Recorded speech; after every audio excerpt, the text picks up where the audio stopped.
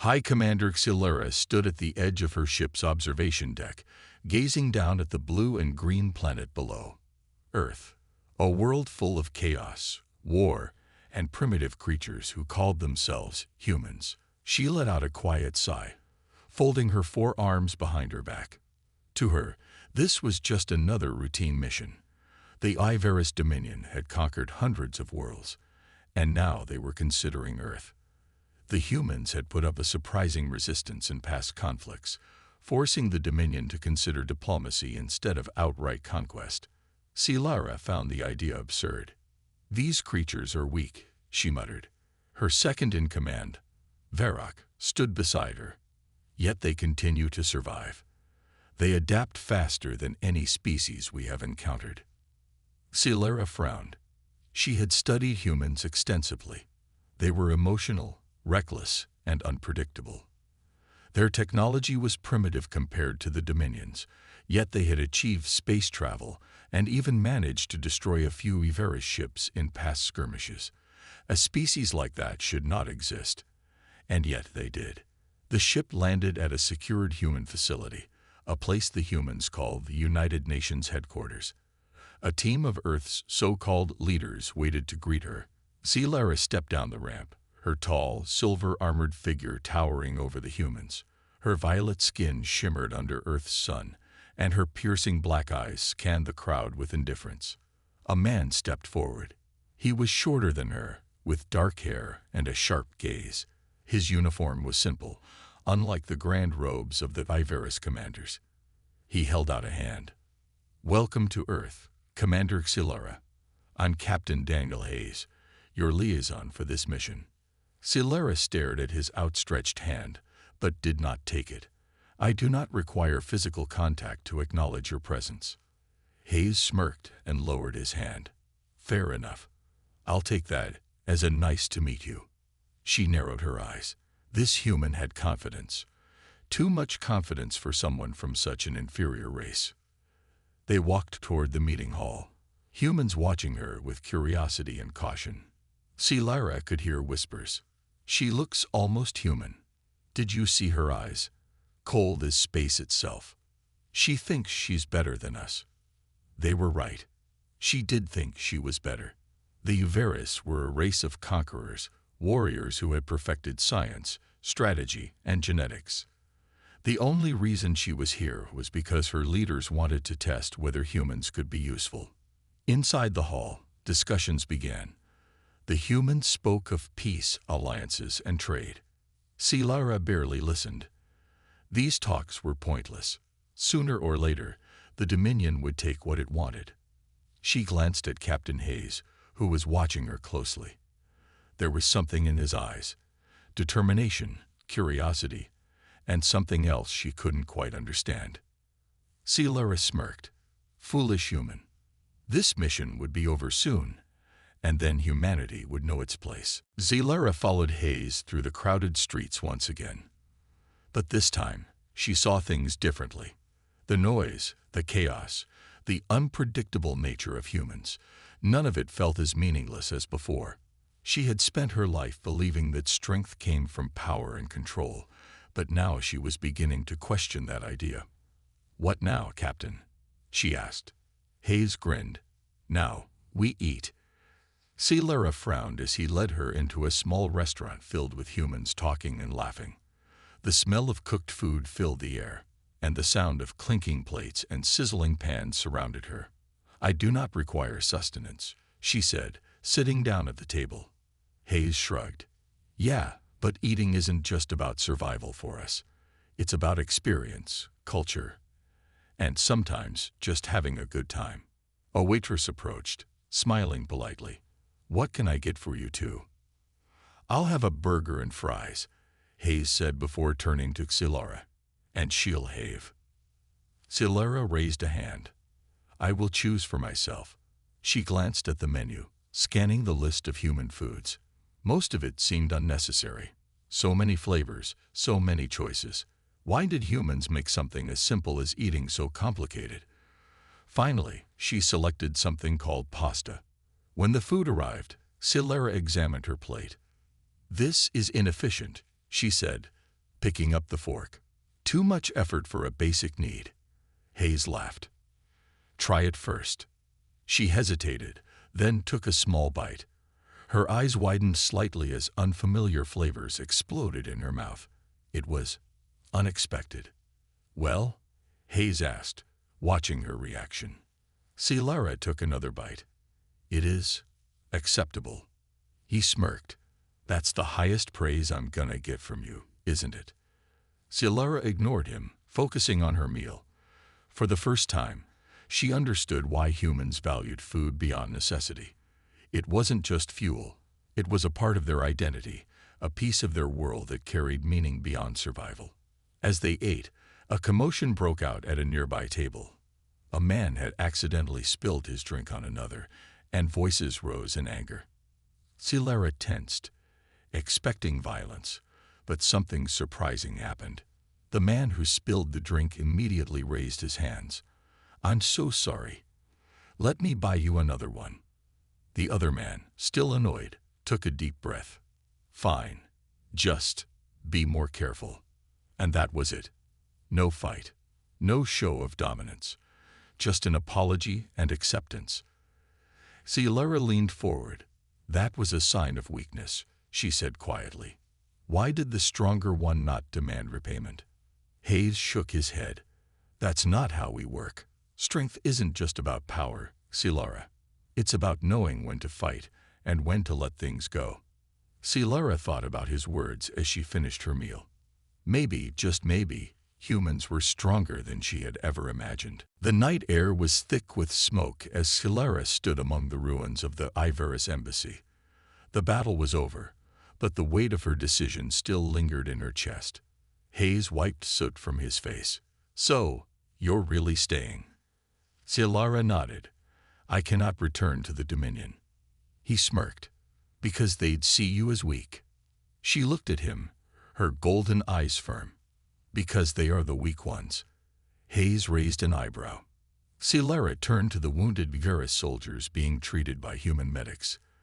The Dominion taught strength through power, but these humans, flawed, chaotic, emotional, had shown her a different kind of strength. They do not understand what I have seen, she continued. They believe emotions make you weak. But here, I have witnessed humans fight not for power, but for each other. That is true strength. Hayes grinned. You're starting to sound like one of us. Silara hesitated. A few weeks ago, she would have found that idea offensive. Now, she wasn't so sure. The sound of footsteps made them turn. A group of Ivarus soldiers approached, their leader stepping forward. He was tall, his uniform pristine despite the battle. Silara recognized him immediately. Commander Varric, one of the Dominion's most feared warriors. Silara, Varric said, his voice cold. The High Council demands your return. She met his gaze without flinching. I will not return. Varric's eyes narrowed. You are a Ivarus warrior. Your duty is to the Dominion. My duty, Silara said, is to the truth. And I have seen the truth here. Varric scoffed. You have been corrupted by these weak creatures. He glanced at Hayes with disgust. Humans are beneath us. Silara clenched her fists. The words no longer felt right to her. She had once believed them. But now, standing beside Hayes, she felt nothing but anger at Varric's arrogance. These weak creatures saved my life, she said sharply. They fight for each other. They rebuild what is broken. They do not abandon their own. Varric's expression darkened. You would betray your people. I would betray a lie, she corrected. Varric's jaw tightened. Then you leave me no choice. He signaled his soldiers. Take her. Before they could move, Silara stepped forward, drawing her blade with lightning speed. I do not wish to fight you, Varric, she said, but I will not be taken. Varric hesitated, measuring her resolve. Then he sighed. So be it. He turned, motioning to his soldiers. We leave. She is no longer one of us. Silara watched as they disappeared into the night. A strange mix of relief and sadness filled her chest. Hayes clapped her shoulder. Well, Looks like you just became Earth's first virus defector. Zillara smirked. Then let us see what comes next. Zillara sat in the small medical room, watching as a human doctor treated Captain Hayes' wound. The smell of antiseptic filled the air, and the soft hum of medical equipment echoed around them. You got lucky, Captain, the doctor said, wrapping a bandage around Hayes' arm. The cut wasn't deep. Hayes smirked. I'm always lucky. Zillara folded her arms, studying him. His face was calm, but she had seen his pain when the explosion hit. He had thrown himself in front of her without hesitation. She could not understand why. Why did you do it? She asked. Hayes raised an eyebrow. Do what? Protect me. Her voice was steady, but inside, she felt something unfamiliar. Confusion. I am not your kind. You had no reason to risk your life for me. Hayes shrugged. That's what we do, Zillara. We protect each other. Zillara frowned. Even those who are not your own. Yeah, he said simply. Doesn't matter if you're human, virus, or something else. If someone's in danger, you help them. Zillara leaned back in her chair, processing his words. In the Ivarus Dominion, weakness was not tolerated. The strong survived, and the weak were left behind. No Ivarus soldier would have risked their life for another without strategic benefit. You think that makes humans strong? She asked. Hayes grinned. I think it makes us human. His words stayed with her long after they left the medical room. As they walked through the streets again, she saw humanity in a different way. People stopped to help those injured in the attack. Strangers comforted each other. Even after facing danger, the city still moved forward. Your people recover quickly, she said. Hayes nodded. We don't have a choice. No matter what happens, we keep going. Zillara didn't respond.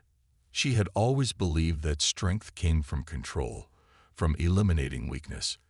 But these humans, they were weak, fragile, emotional. And yet, they survived. Not through conquest, but through unity. It made no sense. As they walked past a small park, a child ran up to them. A little girl, no older than 5, holding a flower in her tiny hands. She looked up at Zillara with wide, curious eyes. This is for you, the child said, smiling as she offered the flower. Zillara blinked. No one had ever given her a gift before. In Ivarus culture, gifts were unnecessary. Only power and rank mattered. Hesitantly, she took the flower, its delicate petals resting in her palm. The child giggled and ran back to her mother. Hayes chuckled. Looks like she likes you. Zillara stared at the flower. For the first time in her life, she did not feel like a conqueror. She felt something else, something she did not yet understand. Zillara sat inside a quiet cafe, staring at the small flower still resting in her palm. It had been hours since the human child had given it to her, but she couldn't bring herself to throw it away. The soft petals felt delicate against her skin, so fragile, yet so full of life. You've been staring at that thing for a while, Hayes said, taking a sip of his coffee. Zillara looked up. It is unusual. Hayes chuckled. It's just a flower, Zillara. She shook her head. Not the flower. The child. She had no reason to approach me, yet she did. She had no reason to offer a gift, yet she gave. Zillara paused, her voice quieter. Why? Hayes smiled. Because that's what humans do. We trust. We hope. We give, even when we don't have to. Zillara leaned back, watching the humans around her. She saw them laughing, eating, living. In the Dominion, every action had a purpose. Emotions were controlled. No one wasted time on things that did not increase power or knowledge.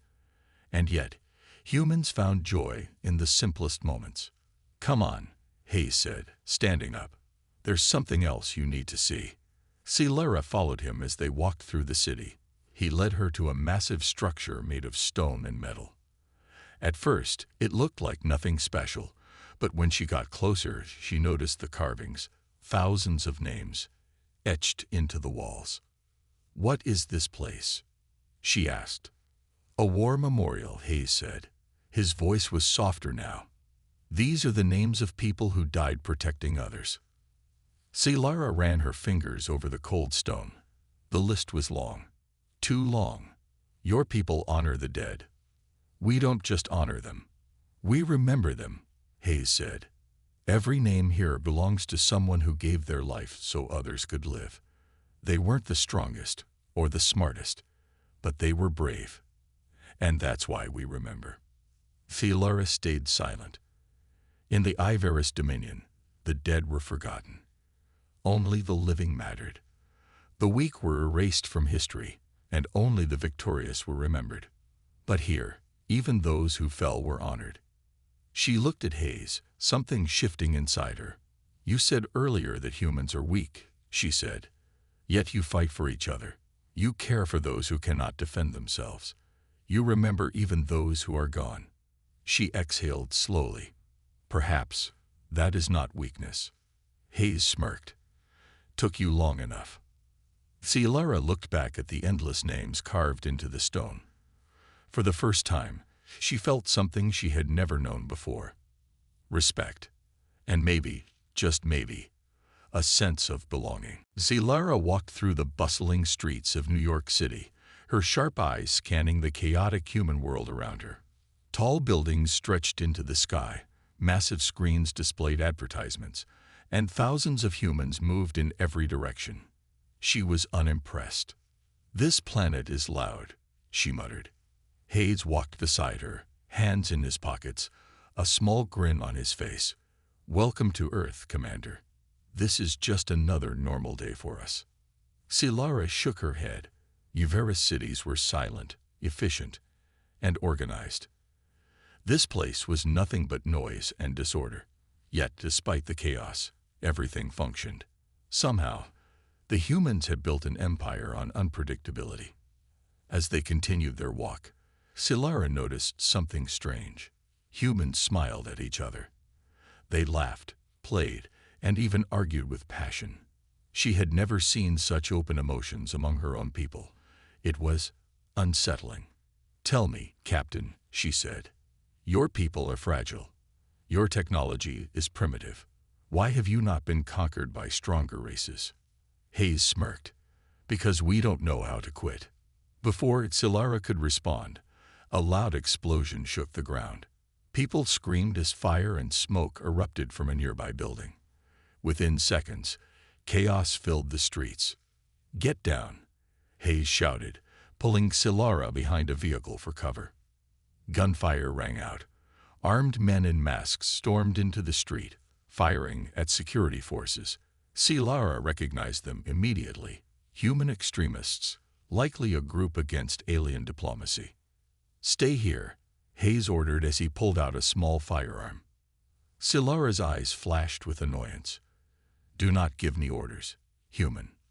Before he could argue, another explosion sent debris flying toward them. Without thinking, Hayes tackled Silara to the ground, shielding her from the blast. For the first time in her life, Silara felt fear, not for herself, but for the human who had just risked his life for her. When the smoke cleared, Hayes groaned in pain, a deep cut bleeding across his arm. Silara's heart pounded in her chest as she looked at him. He was injured, because of her. Fury burned in her veins. She stood up, her tall frame radiating power. The attackers had no idea what they had just done. With lightning speed, she moved. Her hand struck the nearest gunman, sending him crashing into a wall. Another tried to fire at her, but she grabbed his weapon and crushed it with her bare hands. Within moments, the attackers realized they had made a mistake. As police reinforcements arrived, the surviving terrorists fled. Silara turned to Hayes, who sat against the vehicle, clutching his wound. "You are injured," she stated. Hayes chuckled weakly. "Yeah, well, that happens sometimes." Silara stared at him, something shifting inside her. This human had no reason to protect her. And yet he had. For the first time, she questioned everything she believed about humanity. Zilara stood on the rooftop of a tall building, looking down at the city below. The light stretched far into the horizon, flickering like stars trapped on Earth. The human world was chaotic, but now she understood its beauty. She had changed. She could feel it. "Can't sleep." Hayes' voice came from behind her. She didn't turn. "I do not require sleep as you do." He leaned against the railing, arms crossed. "Then what's on your mind?" Zilara hesitated. She had spent her life hiding emotions, seeing them as a weakness. But after everything she had witnessed, she no longer believed that. "I was wrong about your people," she admitted. "I thought humans were weak. But now, I see that your strength is different." Hayes smirked. "Took you long enough." Zilara glanced at him. "You find amusement in everything, don't you?" "Not everything." His smile faded. "But I've learned that life is too short to be serious all the time." She studied him for a moment. His arm was still bandaged from the attack, yet he had never complained. He had risked his life for her, for a stranger. Humans were unpredictable, but maybe that was their greatest strength. Before she could respond, a loud explosion rocked the city below. A massive fireball erupted in the distance, followed by sirens and screams. Hayes' face darkened. "That's near the embassy." Zilara's communicator beeped. She tapped it, and a Everis officer's voice came through. "Commander, we are under attack. A human extremist group." The transmission cut off. Zilara's blood ran cold. "Come on," Hayes said, already running. They rushed through the city streets, pushing past panicked civilians. Smoke filled the air as they reached the burning embassy. Everis guards were fighting against masked attackers, gunfire echoing in the night. Zilara's fists clenched. Enough. She moved like lightning, striking down the nearest attacker with a single blow. Hayes covered her, firing precise shots at the remaining enemies. The battle was fierce, but Zilara fought with purpose, not for the Dominion, but for something greater. For the first time, she fought for the people who had shown her what true strength was. Within minutes, the attackers realized they were losing. The survivors flowed into the night, leaving behind their wounded. Zilara exhaled, scanning the battlefield. The embassy was damaged, but her people were alive. Hayes wiped sweat from his forehead. That was close. Zilara turned to him, her golden eyes serious. "I have made my decision." He raised an eyebrow. "About what?" She stood tall. "I will not return to the Dominion." Hayes stared at her, surprised. "You're staying."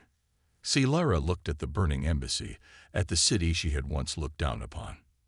"This is where I belong now." Zilara sat in the grand meeting hall, her expression calm but uninterested. The humans talked too much. Their leaders sat around a large table, discussing trade, peace agreements, and cooperation. To her, it was all meaningless. The Everis Dominion did not ask for peace. They took what they wanted. She glanced at Captain Daniel Hayes, the human assigned as her liaison. He sat across from her, arms crossed, watching her with sharp eyes. Unlike the other humans, he did not try to impress her with polite words. He did not look afraid either. That made him unusual. An older man, the Secretary General of the United Nations, cleared his throat. "Commander Zilara, we understand that your people are powerful, but we believe an alliance with humanity would benefit both our species." Zilara raised an eyebrow. "An alliance? Do you truly believe your kind has something to offer us?" Murmurs spread through the room. Some humans looked offended. Others remained silent, waiting to see what would happen next. Hayes leaned forward, resting his elbows on the table. "Maybe not in the way you expect," he said. Zilara turned her gaze to him. "Explain." Hayes smirked. "You think humans are weak, that we're reckless, emotional, and unorganized." She gave a slight nod. "Because it is the truth." Hayes chuckled, shaking his head. "You see us as lesser beings, but that's your mistake. Humans don't survive because we are the strongest. We survive because we are the most adaptable. Every time we are pushed down, we get back up. Every time we face something stronger than us, we find a way to fight back. Celera studied him. He spoke with confidence, but he did not seem arrogant. He truly believed in his words. The Secretary General cleared his throat again. Commander Celera, we want to prove that humanity is worth more than just conquest. Will you allow Captain Hayes to show you what Earth and its people truly are? Celera tilted her head. A tour? Hayes grinned. You could call it that, or you could call it a challenge. Celera narrowed her eyes. You believe you can change my mind? Hayes shrugged. Who knows? Maybe you'll surprise yourself. For the first time in a long while, Celera felt something strange. Curiosity. It was foolish, of course. Nothing could change her view of humanity. And yet, she found herself agreeing. Very well, Captain Hayes. Show me what your species has to offer, she said, leaning back in her chair. Hayes smirked. You won't regret it. Celera highly doubted that. But if nothing else, this challenge would amuse her. For now, the sun was rising over the city, painting the sky in shades of orange and gold. Celera stood on the rooftop, watching as the world below slowly woke up. It felt different now. Not just the city, but her place in it. For the first time in her life, she was truly free. Hayes leaned against the railing beside her. So, what now? Celera exhaled slowly. I do not know.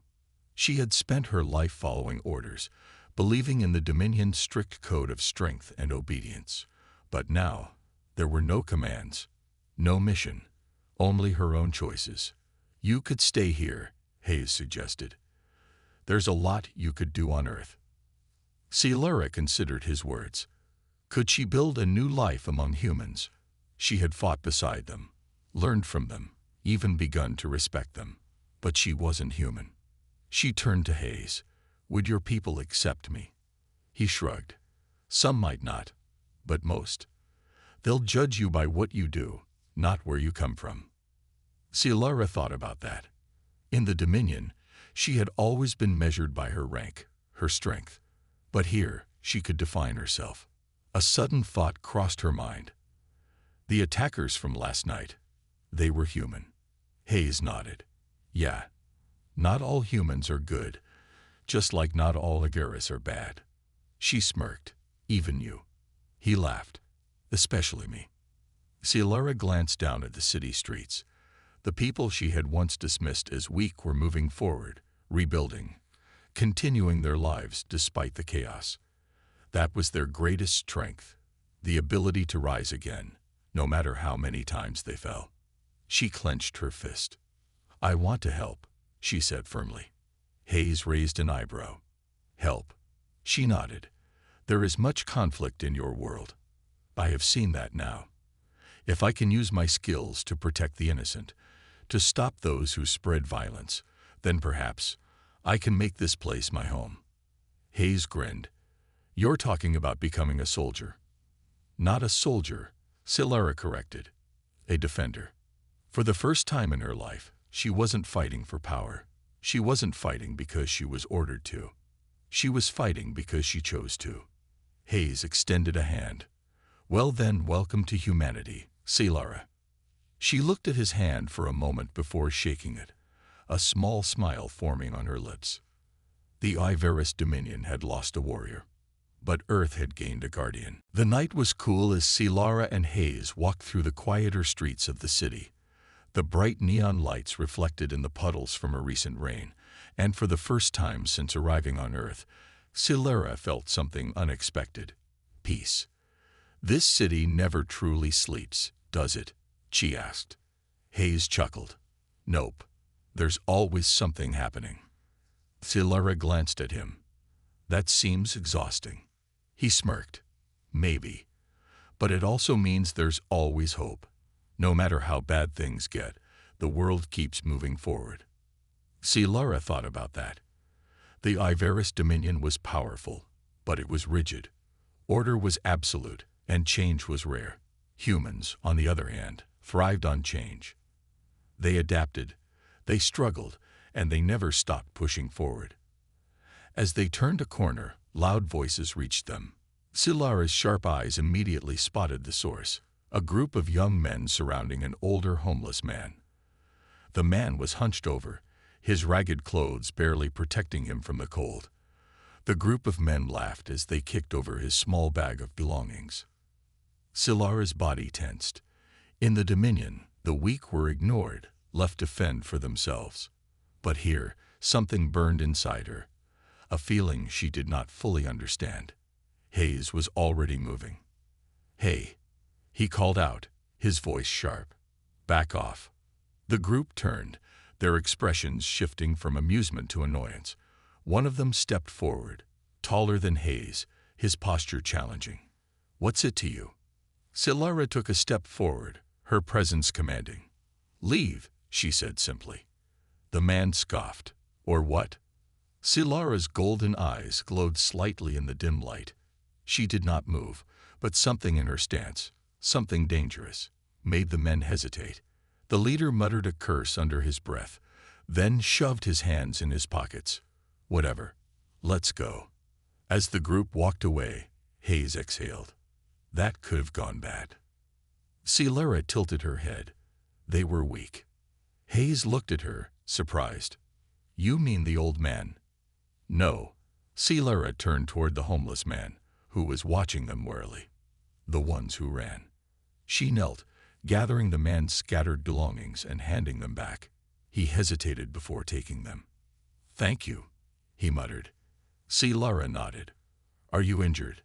He shook his head. "Just tired." Hayes reached into his pocket, pulling out some money and handing it to the man. "Get yourself a warm meal." The man's eyes filled with gratitude as he took it. "You're good people," he whispered before walking away. Silara stood, watching him disappear into the night. "Why did you do that?" Hayes shrugged. "Because we help each other." Silara looked at him, feeling something shift deep inside her. She had spent her life believing strength came from power.